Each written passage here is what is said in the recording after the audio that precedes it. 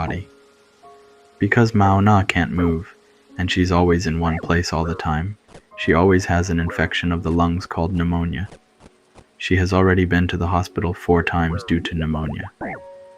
When Mao Na was 9 years old, she died of pneumonia. The last time she had pneumonia was really bad. She had a really high fever, and she was in a coma, and she died.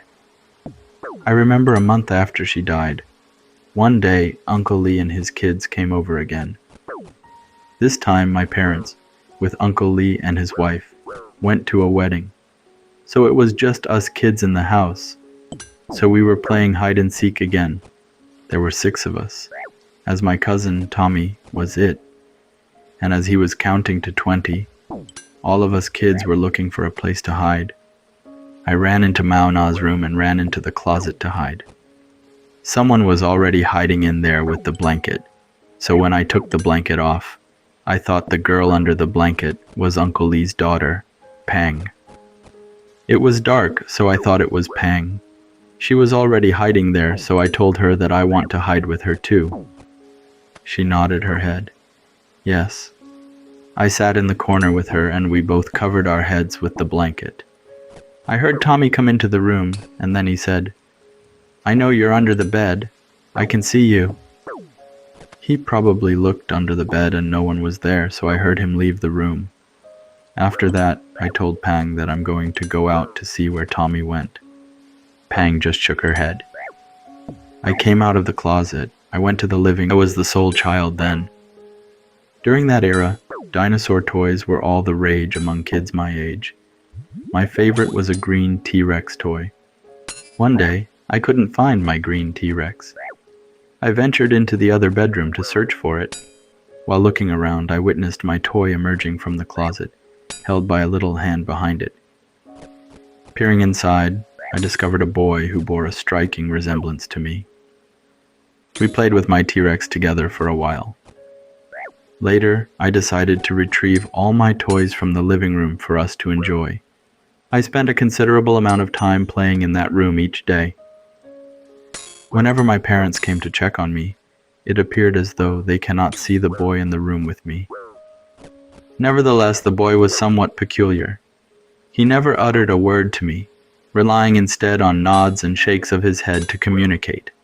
Around that time, my mom was pregnant. One night, I dreamt of being at a bus stop with the boy from my room. In the dream, he could speak. He informed me that he had to leave. I remained with him for a while, until a yellow bus arrived to pick him up. Following that dream, I never saw him again. A few days later, my mom began experiencing abdominal pain, prompting my father to rush her to the hospital. That night, my younger brother was born. My parents named him Kai. Since Kai was little, he couldn't speak. Even when he cried, his mouth would open, but no sound would emerge. Tears were visible, but his cries were silent.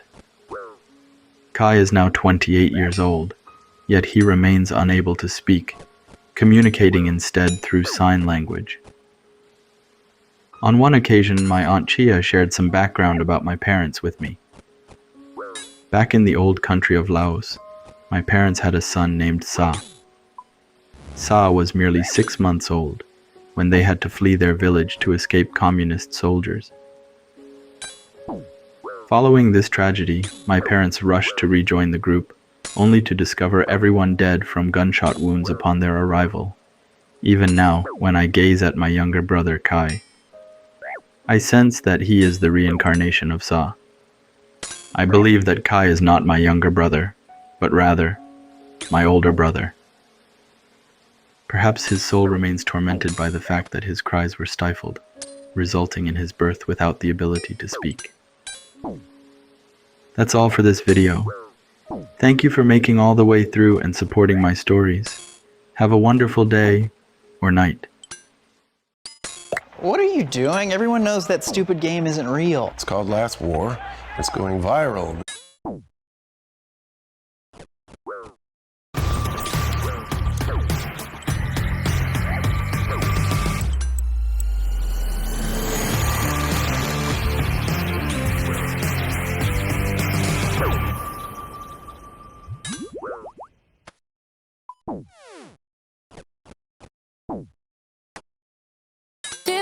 dream feels like magic.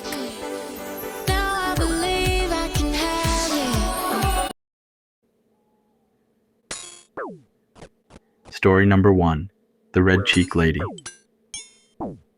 In 2007, my family resided in Texas, in a quaint town named Naco, nestled close to a charming park called Ruby Garden. Despite its beauty, Naco holds the distinction of being the oldest town in Texas. Even our own home, like many others in Naco, seemed to carry an air of haunting. Footsteps echoing in the night and the creaking of floorboards were common occurrences. However, this tale doesn't revolve around our residence. It's about the house of an elderly lady, situated on the same block as ours. My mother, a vocational nurse, frequently made house calls to tend to her patients. One day, my father's work obligations extended late, prompting my mother to